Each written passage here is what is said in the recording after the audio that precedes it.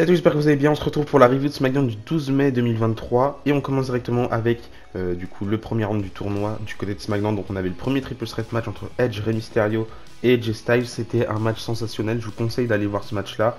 Impossible pour moi de vous décrire tout ce qui s'est passé durant ce match tellement le match était fou. Franchement, j'ai vraiment eu l'impression que toutes les personnes impliquées dans ce match-là savaient qu'il fallait montrer. C'était un match qu'on a une fois dans notre vie. AJ Styles contre Edge contre Rey Mysterio, c'est un match de légende carrément. Bon, franchement, je pense qu'ils ont tout donné, ils se sont appliqués pour faire le meilleur match possible. Et ça a réussi parce qu'il y avait pas le temps de respirer pendant ce match-là, hein. Il y avait de l'action tout le temps, il n'y avait aucun moment de mou. C'était vraiment un super match. Je vous conseille d'aller le voir tellement il y avait des spots vraiment incroyables. À la fin, on a eu un petit botch, on va dire. Le moment le plus marquant, je trouve, dans ce match-là, à part la séquence que je trouve magnifique avec AJ Styles et Rey Mysterio, il y a un moment où Edge va faire un double spear à AJ Styles et Rey Mysterio, mais vers l'extérieur du ring, un peu à la façon dont faisait le Biggie à l'époque. Bon, c'est assez dangereux en vrai de le faire, puisque je pense que c'est vraiment Edge à ce moment-là taper la tête contre le sol. On se rappelle que Edge, quand même, il a pris sa retraite à cause des problèmes à la nuque, donc assez dangereux pour lui, mais bon, il s'en fout, c'est bientôt la fin de sa carrière.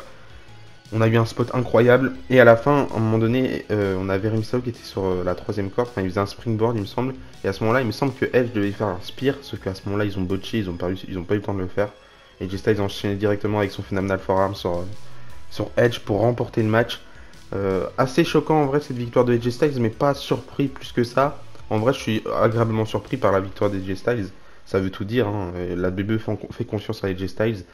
Après, heureusement qu'ils leur font confiance avec toutes ces années qu'il a passées à la WWE et qu'il a prouvé qu'il avait beau venir de l'extérieur et que la WWE avait un peu de réticence vis-à-vis de ça. Il a quand même prouvé qu'il savait faire les choses, il a quand même prouvé qu'il était loyal et il a quand même prouvé que tu lui donnais les choses en main, il savait les prendre et en faire de la magie. Donc vraiment, AJ Styles victorieux dans ce match-là, il ira affronter du coup le vainqueur du second match. Par contre, Edge assez décevant de ne pas le voir passer au prochain tour. Peut-être pour ça que je l'aurais mis dans l'autre match. Comme ça, on aurait eu un main event AJ Styles Edge, ça pourrait être sympa. Mais quand même assez surpris du fait qu'il va pas aller affronter du coup Seth Rollins à Backlash, j'allais dire, à Night of Champions, puisque il a fait une vidéo sur Twitter quand même assez. Bah, ça veut tout dire quoi, sa vidéo qu'il a fait sur Twitter. Tous les fans y ont cru. Une vidéo de 2 minutes, ça a vraiment suffi pour que les fans changent d'avis sur le titre poids lourd et que limite les gens se disent que c'est peut-être pas le moment pour Seth Rollins de devenir champion, mais c'est peut-être le moment pour Edge d'avoir un dernier run avant de prendre sa retraite. Donc je sais pas, en vrai c'est un choix qui me, qui me reste dans la tête et je me demande pourquoi ils ont fait ça.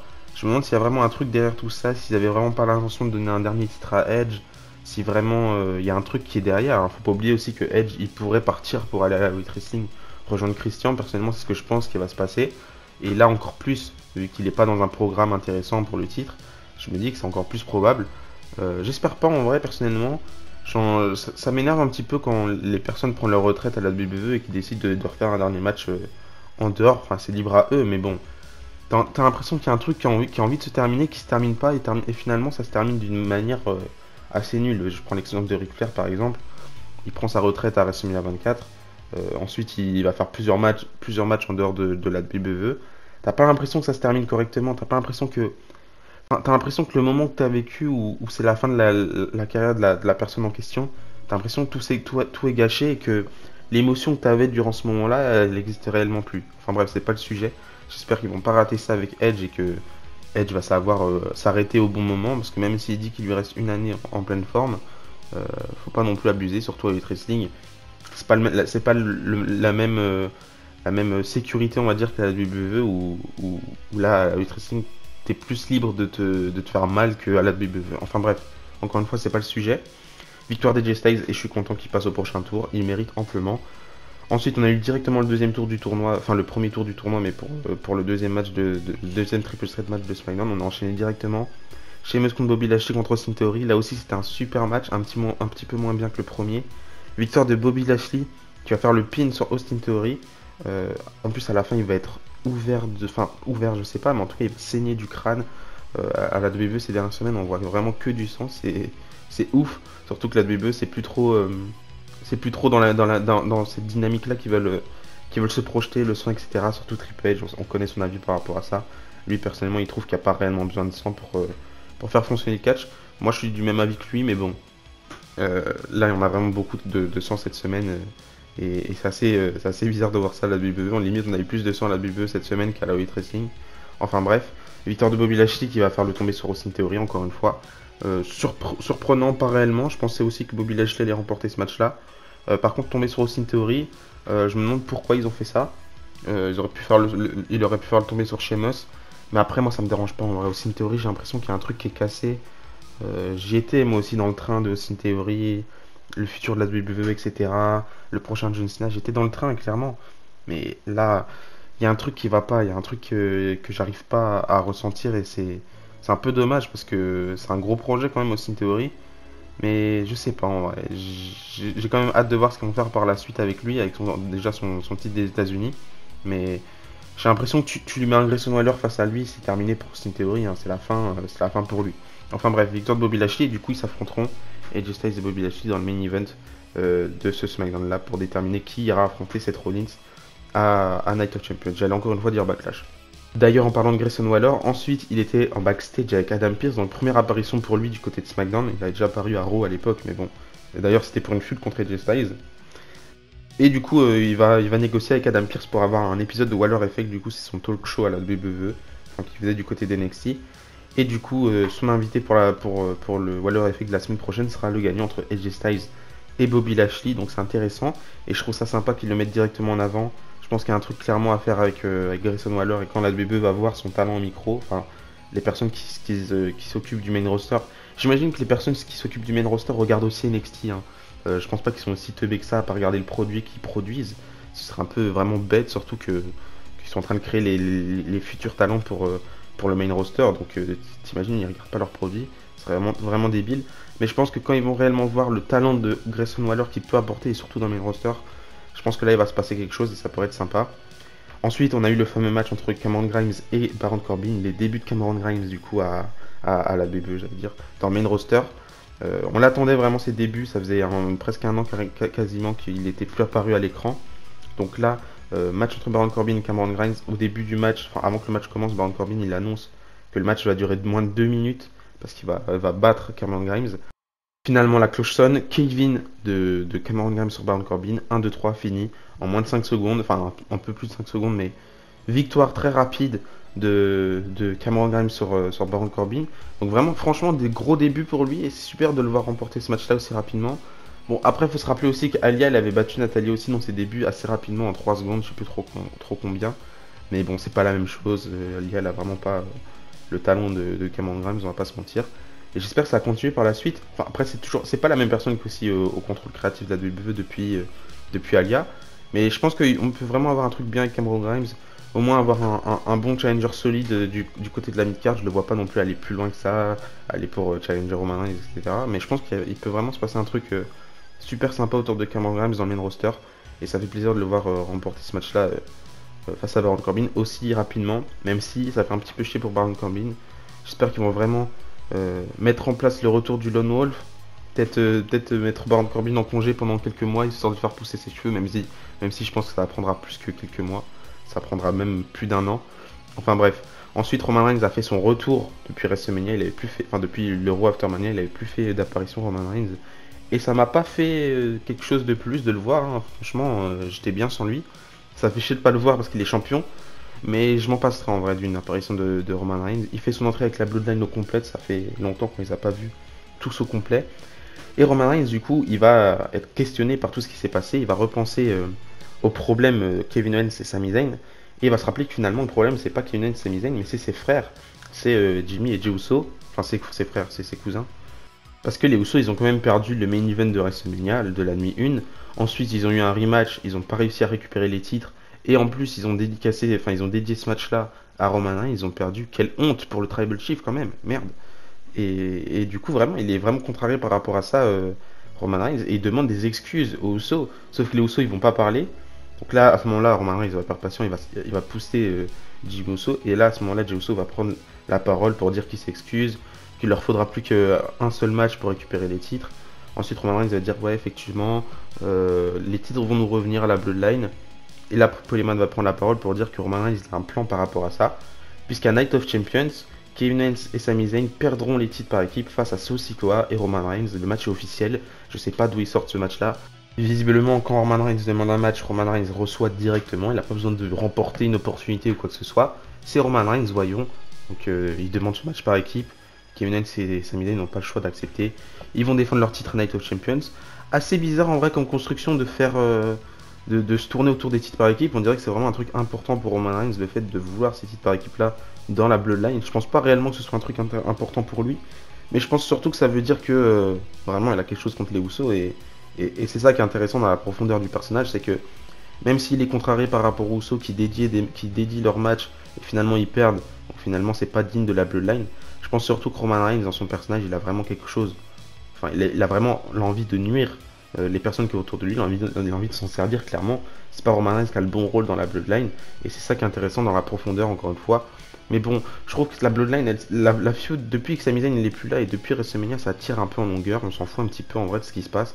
Et surtout, il n'y a pas tant de construction que ça. Tant que Roman Reigns n'est pas là, il n'y a pas réellement de construction. En fait, Roman Reigns, il est là. C'est intéressant ce qui se passe dans la Bloodline parce que c'est vraiment lui le porte-parole de ce qui se passe et ce qui va se passer à l'avenir. Mais une fois qu'il n'est pas là, pendant tout le mois qui reste, voire le mois et demi qui reste, bah, t'as juste Solo Sikoa qui va défoncer des adversaires et les Usos qui vont faire ah oui d'accord on est là mais c'est Solo qui finit. Enfin bref c'est ça la construction et c'est pas intéressant et personnellement j'en ai déjà un petit peu marre hein. Et surtout qu'on continue avec Sami Zayn et Kevin Owens contre Roman Reigns et Solo. Je sais pas si Solo et Roman Reigns vont devenir champions en vrai. À part un match qui se termine par une disqualification et que à ce moment-là t'as Kevin Owens et Sami Zayn qui qui reste champion, je vois pas comment ça peut se passer autrement. Mais ça fera quand même une deuxième défaite pour Roman Reigns une deuxième défaite depuis sa défaite face à Seth Rollins au Royal Rumble. Vous avez compris, peut-être pas une défaite clean, mais ça sera quand même une deuxième défaite s'il remporte pas les titres. Donc c'est ça qui m'aiguille un peu sur le fait que Roman Reigns et Solo peuvent devenir champions par équipe. Mais à ce moment-là, qu'est-ce que tu fais? Roman Reigns il est pas là pour défendre ses titres, il va défendre ses titres par équipe face à Pretty Deadly. Non, c'est pas sérieux. Ouais, j'ai vraiment pas envie et j'ai vraiment pas envie de me questionner sur ce qui va se passer. Ensuite, on a eu un match pour les titres par équipe, en continuant sur les titres par équipe, mais cette fois-ci, les titres par équipe féminins. Liv Morgan et Raquel Rodriguez qui défendent leur titre face à Damage Control, Bayley et Dakota Kai. Et Bayley qui a dit sur Instagram que par respect pour Mercedes Moné, elle voulait plus, enfin pour Sasha Banks, elle voulait plus devenir championne par équipe. Donc, mais à ce moment-là, elle a quand même révélé que si elle devait devenir championne par équipe, elle deviendra avec Dakota Kai puisque elles ont la même vision, elles se connaissent depuis longtemps et finalement Dakota Kai elle lui a quand même redonné l'envie de devenir championne par équipe, donc on sait jamais. Mais ce match-là, ce qui s'est passé, c'est un petit peu même construction qu'Io Sky contre Bianca Belair à Backlash, c'est qu'Io Sky elle va essayer d'intervenir à la fin du match pour aider Damage Control à devenir championne, mais ça va foirer totalement. Donc victoire de Liv Morgan et Raquel Rodriguez qui conservent leurs titres qui servent à rien puisqu'ils sont pas intéressants. Mais en vrai, je reste persuadé qu'ils peuvent faire un truc intéressant. Je trouve qu'ils ont une bonne mise en avant depuis que les gens se sont plaints, surtout hein, depuis un mois et quelques semaines. J'ai l'impression vraiment que la WWE a commencé à réaliser que il fallait faire les choses correctement et qu'on peut pas faire commencer un truc et pas le terminer. C'est un petit peu le booking à la Triple H qu'on a eu depuis quelques mois et c'est un peu dommage. Mais là, je trouve que vraiment ils ont une bonne petite mise en avant Damage Control. Liv Morgan et Raquel Rodriguez. Damage Control, ça continue de se tirer vers la fin. J'ai vraiment l'impression que ce sera vraiment une séparation, mais une séparation entière. Il n'y aura pas une seule membre qui va partir. Je pense qu'une fois qu'Io Sky sera plus dans la Bloodline, une fois que quelqu'un tournera sur la Bloodline, là ça va se terminer en plus personne qui est ensemble. Hein. Je pense pas qu'on aura deux personnes contre une personne ou inversement. Je pense surtout que une fois que ça sera séparé, ça sera chacun de son côté et il y aura peut-être un truc intéressant à raconter, peut-être pour SummerSlam, un bon triple threat match. En tout cas, moi je serais preneur. Bayley contre Dakota Kai contre Io Sky. Pour moi, ça peut être super sympa. Après, je sais que quand on a un groupe de 3 comme ça qui se sépare, on a toujours un des membres qui souffre très souvent. Je pense au Shield avec Dean Ambrose qui souffrait un petit peu dans la première année où il a été séparé. Je pense que ça peut être le rôle de Dakota Kai. Ce serait vraiment dommage pour elle, mais je suis sûr qu'elle pourrait faire quelque chose et sortir la tête de l'eau quand elle aura un moment un petit peu plus faible. Ensuite, Bianca Belair, elle a fait son entrée, puisqu'elle était chez elle, je crois. On était où? À Knoxville, Tennessee, ouais, je crois. Ouais, elle était chez elle. Donc, elle fait son entrée, acclamée par la foule, les petites pyros, les petits feux d'artifice. Toujours pas d'histoire d'échange de titres, on n'en sait toujours rien, hein. La WWE est très lente par rapport à ça. Mais elle va se faire directement interrompre par Asuka qui va faire son entrée avec son petit costard comme à l'ancienne, comme du côté d'NXT. Ça fait plaisir de voir Asuka. Et je suis content qu'il la remette sur le devant de la scène, même après sa défaite à WrestleMania. Parce qu'on l'avait plus trop vu depuis. Donc elle fait son retour, elle arrive, elle tend la main à Bianca Belair qui va lui tendre la main. Mais bim, le Green Mist dans la gueule, enfin le Blue Mist là pour le coup, dans la gueule de Bianca Belair. Donc heel turn de Asuka, si on peut considérer ça comme un heel turn. Mais il y avait 2-3 échos un petit peu avant le show qui disaient que la WWE aimerait bien faire un heel turn de Asuka pour affronter Bianca Belair du côté de Night of Champions. J'aurais peut-être gardé ça pour SummerSlam plutôt ou pour un autre pay-per-view. Mais là j'ai l'impression que c'est tout frais et qu'un rematch directement comme ça, le deuxième pay-per-view après WrestleMania, je me dis que ça va un petit peu desservir Asuka et elle va peut-être perdre. Après c'est peut-être le rôle que la WWE devait donner à Asuka maintenant. Maintenant qu'elle a fait son temps, maintenant qu'elle a eu 2-3 petits règnes qui n'ont pas été très intéressants, on va pas se mentir. J'ai l'impression que la WWE veut donner ce rôle-là à Asuka plutôt que la faire devenir championne et l'utiliser comme un rôle principal, plutôt la donner pour aider à promouvoir, c'est pas le bon mot, mais l'aider à pusher d'autres superstars, même si Bianca Belair a vraiment pas besoin d'un push d'une autre superstar pour être pushée. Mais en tout cas, méga intéressant de voir Asuka de retour et en heal. Je pense qu'en heal, elle peut faire quelque chose d'intéressant, même si je la préfère largement en face. Parce que je trouve qu'en face, elle a un truc en plus. Un truc. Enfin, le fait qu'elle catch super bien, qu'elle soit face et que le public est attaché à elle, ça donne envie qu'elle soit face, ça donne pas envie qu'elle soit heal, mais je pense qu'en heal, elle peut faire tout autant de travail. Et il y a cette petite nuance dans son personnage actuellement où on se dit que heal ou face, c'est un petit peu la même chose. Elle est un petit peu rigolote et je sais pas comment expliquer ce petit côté assez sournois comme ça. Voilà, j'ai trouvé le mot. Ensuite, on passe au main event, mais restez quand même bien jusqu'à la fin de la vidéo parce que je vais vous donner un petit peu le programme pour SmackDown de la semaine prochaine, en tout cas tout ce qui a été annoncé durant cet épisode de SmackDown. Aussi un truc que je annoncerai pour l'épisode de Raw qui se déroulera cette semaine, mais on verra ça à la fin de la vidéo. Donc on a eu la demi-finale de tournoi pour le titre poids lourd du coup, entre AJ Styles et Bobby Lashley. Très bon match entre les deux, un petit peu peur que la WWE nous mette encore Lashley sur le devant de la scène. En vrai ça ne me dérange pas d'avoir Lashley dans les programmes et de le voir dans le main event. Je trouve que Lashley ça reste quand même un personnage important de la WWE ces derniers temps, surtout où vraiment il a une bonne mise en avant. Mais j'avais un petit peu peur, personnellement je veux voir AJ Styles contre Seth Rollins et je pense qu'on veut tous voir ce match là du côté de Night of Champions. En fait moi j'étais partagé entre Edge et AJ Styles au départ, je me disais Edge contre Seth Rollins ça va faire un super bon match et on aura vraiment la storyline qui sera vraiment importante autour de ce titre là et sera vraiment intéressant, donc pourquoi pas AJ Styles contre Seth Rollins, Edge contre Seth Rollins. Et puis je me suis dit, AJ Styles contre Seth Rollins, super bon match. Je me rappelle leur match à Money in the Bank 2019. Pour ceux qui l'ont pas vu, n'hésitez pas à le voir, c'est un super bon match. Pour ceux qui veulent avoir un avant-goût de ce match-là qu'on pourrait avoir du coup à Night of Champions, ce serait seulement leur deuxième match en un contre un en pay-per-view. Donc je me dis, AJ Styles contre Seth Rollins, il faut vraiment avoir ce match-là. Et je veux surtout pas de Seth Rollins contre Bobby Lashley, même s'il pourrait y avoir un truc intéressant à raconter. Là non, c'est AJ Styles ou rien. Donc ils n'ont pas manqué. Et victoire d'AJ Styles qui remporte le match avec son Phenomenal Forearm. J'ai vraiment l'impression que la WWE remet ce finisher sur le devant de la scène et plus trop le Styles Clash. Après, difficile quand même de faire un Styles Clash sur Bobby Lashley. C'est ça en vrai le privilège avec AJ Styles, c'est qu'il a deux finishers. Même si en vrai, le Phenomenal Forearm, il l'a utilisé plus en tant que coup spécial ces derniers temps à la WWE. Mais on va pas se mentir, que ce soit le Styles Clash ou le Phenomenal Forearm, c'est tous les deux bons finishers. Et au moins il peut switcher quand il sait pas trop faire quand il sait pas trop faire le Styles Clash sur son adversaire. On a toujours le Phenomenal Forearm qui est là. En général, il sait pas trop les faire sur les grandes personnes, puisqu'il est pas très très grand non plus, AJ Styles. Mais victoire d'AJ Styles, c'est ce qui importe le plus. Il affrontera du coup Seth Rollins à WrestleMania Backlash, j'allais dire. Mais qu'est-ce que j'ai avec Backlash? À Night of Champions du coup. Et j'espère qu'on aura un super bon match. On se retrouvera du coup pour parler plus en profondeur de ce match-là lors de mes pronostics du pay-per-view qui sortira normalement dans 1 ou 2 semaines quand on se rapproche du coup de Night of Champions. Et du coup à la fin du show on a ZOC qui viennent pour célébrer avec AJ Styles. Par contre il y a toujours un truc qui me dérange dans ZOC. À chaque fois j'essaye de m'y faire depuis qu'on a le retour du clan d'AJ Styles. C'est Mia Yim, mais je comprends pas qu'est-ce qu'elle fait là. Vraiment elle a rien à voir avec le Bullet Club ou même avec AJ Styles ou Gallows et Anderson. Je comprends toujours pas. Pour moi, il faudrait juste l'enlever du groupe. Je l'aime bien, Mia Yim, hein, je trouve qu'elle a un truc intéressant, mais qu'est-ce qu'elle vient foutre dans The aussi? On a l'impression que c'est un intrus, c'est incomparable, c'est difficile en vrai à trouver de la cohérence là-dedans.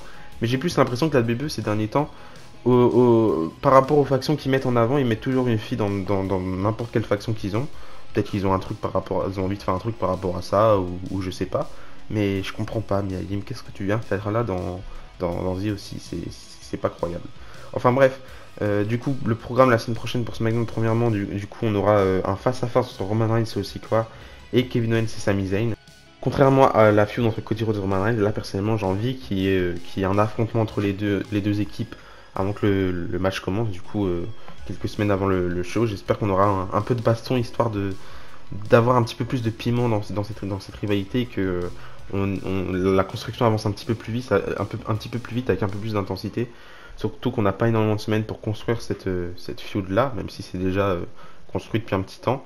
Et ce sera quand même la deuxième apparition de Roman Reigns d'affilée. Donc gros record pour lui. Voilà. Ensuite on aura SBV la semaine prochaine, Santos Escobar et Rey Mysterio face à la Bloodline, enfin face aux Usos, qui se sont croisés en backstage et à ce moment-là Santos Escobar a lâché une petite pique à la Bloodline par rapport à Roman Reigns, etc. Donc je trouve ça intéressant en vrai, le match j'ai envie de le voir et je pense qu'on pourrait avoir un truc qui pourrait s'écrire entre LBVO et la Bloodline dans les semaines à venir. Peut-être même Santos Escobar qui affronte Roman Reigns, pourquoi pas, à Money in the Bank ou un truc dans le genre. Je pense que ça pourrait être intéressant. Ensuite, on aura les Brawling Bros, Rich Holland et Butch qui affronteront Pretty Deadly, qui feront leur début du coup. Ils se sont croisés aussi en backstage, mais là c'était un peu plus cordial où vraiment c'était bienvenu à SmackDown et du coup on a eu ce match-là, ça se déroulera la semaine prochaine. Et du coup, Grayson Waller dans le Waller Effect recevra comme invité AJ Styles qui a remporté son match face à Bobby Lashley. Et là c'est intéressant puisqu'on a déjà eu une rivalité entre les deux, donc on pourrait avoir un truc intéressant et j'ai hâte de voir comment Grayson Waller rendra à l'écran et s'il va vraiment marquer ou pas. Donc voilà, et du coup pour Raw cette semaine, on aura une bataille royale et le mec qui remportera cette bataille royale affrontera du coup Gunther pour le titre intercontinental du côté de Night of Champions. Je pense que surtout là c'était vraiment pas le temps de construire un truc réellement, un programme entre un catcheur et un autre pour Night of Champions puisque Gunther est en nuit de noces si je peux dire ça comme ça. Il était en lune de miel, voilà. Et du coup il a pas pu être là malheureusement, donc il fera son retour à Raw cette semaine. Mais je trouve ça intéressant en vrai les batailles royales pour déterminer qui affrontera le champion. Là, je pense qu'on pourrait avoir un truc intéressant. Peut-être Matt Riddle, peut-être JD, je sais pas. En tout cas, j'ai hâte de voir qui est-ce que la WWE mettra en avant pour aller affronter Gunther à Night of Champions. Donc voilà, c'est la fin de cette review. J'espère qu'elle vous a plu. Donnez-moi votre avis par rapport à cet épisode de SmackDown dans les commentaires. Et d'ici là, je vous dis à la prochaine. N'oubliez pas, tant que catch les sports. Bisous, bisous.